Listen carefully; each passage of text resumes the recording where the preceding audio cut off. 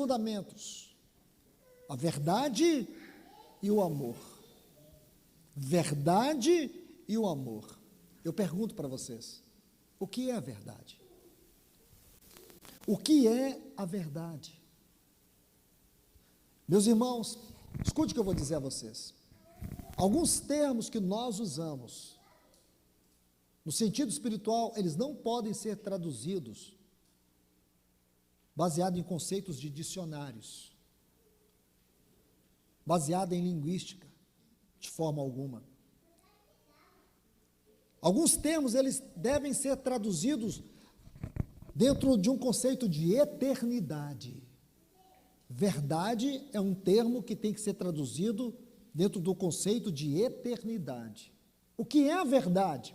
Então vamos entrar para dentro da eternidade. O que é a verdade segundo Deus? A verdade segundo Deus é o conhecimento que Deus tem de si mesmo. Ao conhecer a si mesmo, Deus, ele se conhece perfeitamente, ele se conhece plenamente, e ao se conhecer plenamente, ele irradia uma luz de si mesmo. Ele projeta uma luz de si mesmo sobre algo que é eternamente, ou alguém que é eternamente semelhante a ele. E ao conhecer a si mesmo, Deus irradia uma luz que é eternamente semelhante a si mesmo.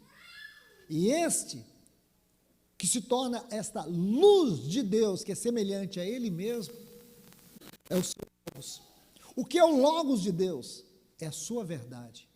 É aquele que é coinerente e coexistente ao próprio Deus. Então, ao conhecer a si mesmo, Deus se conhece perfeitamente.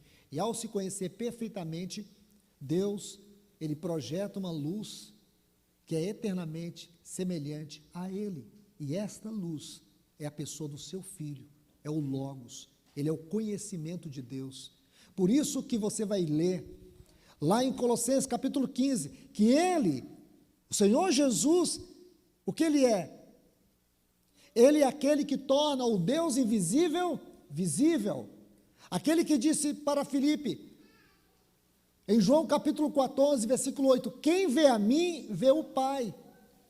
João 1,18, ninguém jamais viu a Deus, mas o Deus unigênito é quem o revelou. Essa palavra revelou é o vocábulo exegeomai no texto original, da onde vem a palavra exegese. Cristo é a exegese. O que é uma exegese?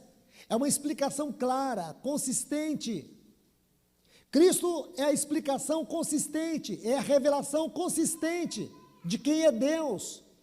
Por isso, Hebreus capítulo 1, versículo 3 diz assim, ele, lembra, versículo 1, diz assim, outrora havendo Deus falado, de muitas maneiras, hoje nos fala pelo seu Filho. Aí ele vai dizer no versículo 3, ele, o Filho, é a expressão exata do seu ser. Deus é Espírito, e como diz João 1,18, ele não pode ser visto. Deus só pode ser manifestado e revelado em seu Filho. Você compreende isso? Aí está, esta é a verdade. Então, quando Jesus disse, eu sou o caminho e a verdade. Então, verdade para nós não é um conceito, verdade para nós é uma pessoa. O que é o Evangelho? O Evangelho é a verdade. E conhecereis a verdade, e a verdade vos libertará. O que liberta? É o conceito ou é a pessoa? É a pessoa.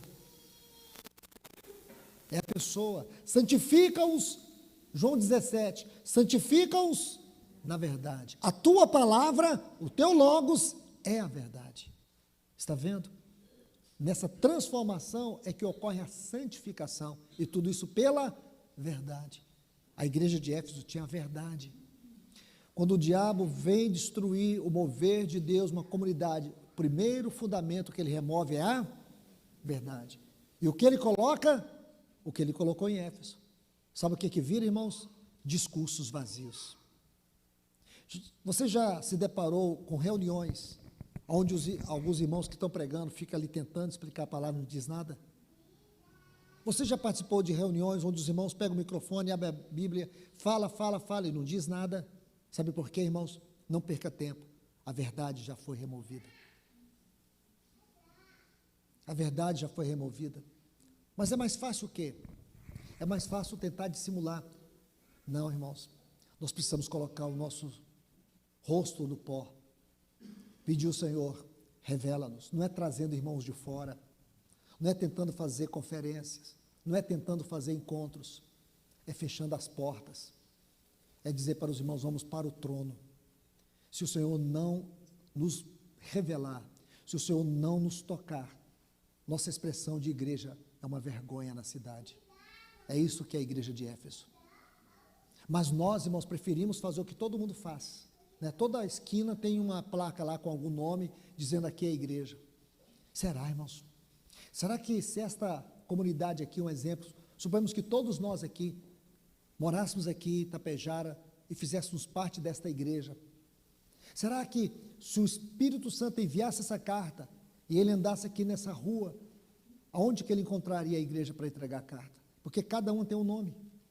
Eu acho que o mensageiro ia voltar e dizer, olha, não consegui achar, porque tinha tanto, para quem mesmo que o senhor mandou a carta? Irmãos, essa confusão, nós precisamos ser o oásis de Deus, nós não estamos desmerecendo os nossos irmãos que estão nas denominações, mas o que falta, muitas vezes, é nós reconhecermos o que é o testemunho de Deus na sua igreja, o que é a sua igreja, não é uma portinhola, não é um salão, ou um grande salão, nada disso, é o lugar onde os céus e a terra se encontram, o lugar onde a verdade é pregada, a verdade que transforma, a verdade que muda pessoas, a verdade que é o fundamento doutrinário. Esta é a verdade. A igreja de Éfeso tinha esta verdade.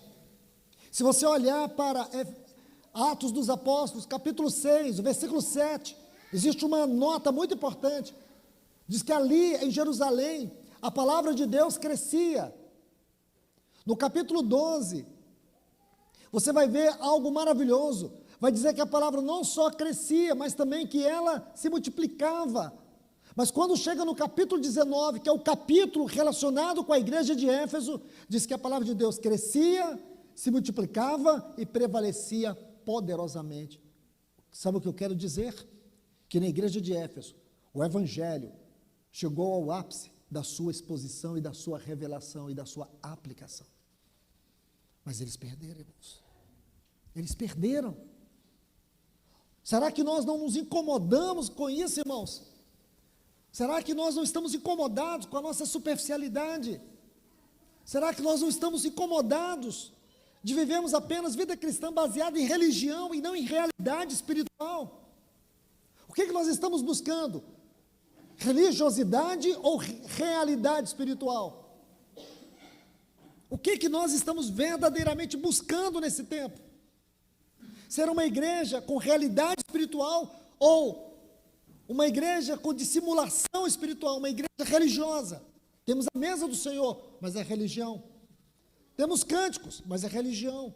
Temos ensino da palavra, religiosidade. Isso não muda ninguém. Será que não nos incomoda ficar um mês, 2 meses, 3 meses, 1 ano, 2 anos e não ver crescimento de vida? Será que não nos incomoda a mesmice espiritual? Será, irmãos? Será que é isso mesmo? Não é. Eu digo para vocês, não é, irmãos. Você pode estar lendo a Bíblia e não tocando a palavra de Deus. Peça ajuda do Espírito Santo para você tocar a palavra de Deus e você verá que não é. A condição normal da vida da igreja é o avivamento. O contrário disso é vida de religião, é religiosidade.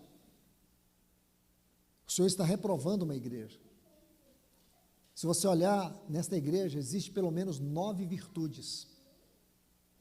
9 virtudes que o Senhor encontrou nessa igreja. E mesmo com 9 virtudes, ela foi reprovada. E por que ela foi reprovada? Porque um fundamento, que é o principal, ela não tinha. A verdade, nós podemos ver lá no livro da